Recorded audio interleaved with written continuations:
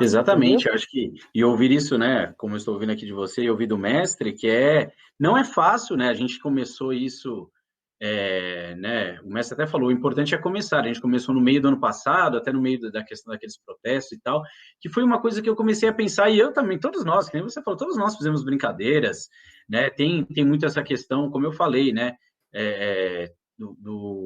da ofensa homofóbica, como a gente falou, principalmente muitas vezes ligada, né, aos torcedores do São Paulo, e eu acho que é muito fácil você vir aqui e falar assim, ah, não, mas isso aí é da resenha do futebol. Ok, campeão, mas se você fosse, por exemplo, né, citando apenas um exemplo, se você fosse São Paulino e fosse ofendido dessa forma, uma que não né, uma condição, gay é Uhum. ser uma condição, não é uma ofensa, né, e se usou isso muito pelo lado, como se fosse uma coisa ruim. Então, será que se você fosse torcedor desse clube e fosse chamado dessa maneira, você acharia que é da resenha do futebol? Porque, até onde eu sei, pelo menos, é o único clube ali, né, a única torcida que né, sofre com esse tipo de ação.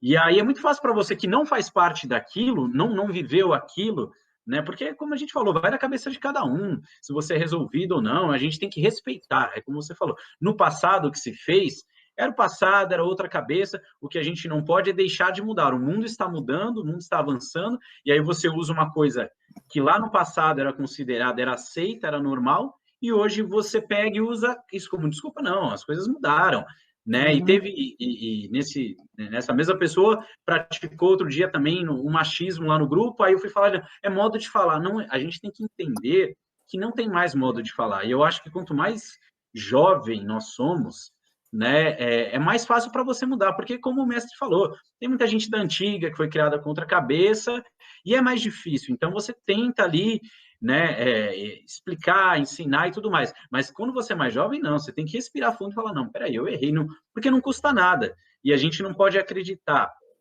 que porque a gente tem um grupo de futebol, e o mestre bateu muito nessa tecla, né? Porque a gente tem grupo de tudo, a gente sabe, de brincadeira, de sacanagem, mas não é porque você tem um grupo no WhatsApp, e ali a gente tem, por exemplo, a Maísa, que faz parte do Zeca também, que foi colocada, né, graças a isso também, essas mudanças, você não pode achar que está num grupo, você está numa bolha ali. Não, ali eu posso ser, então, racista, homofóbico, misógino, machista, e fora dali eu sou um gentleman, eu sou um cara que respeita as diferenças. Isso não existe, né? Você tem que ser a mesma pessoa nos dois lugares.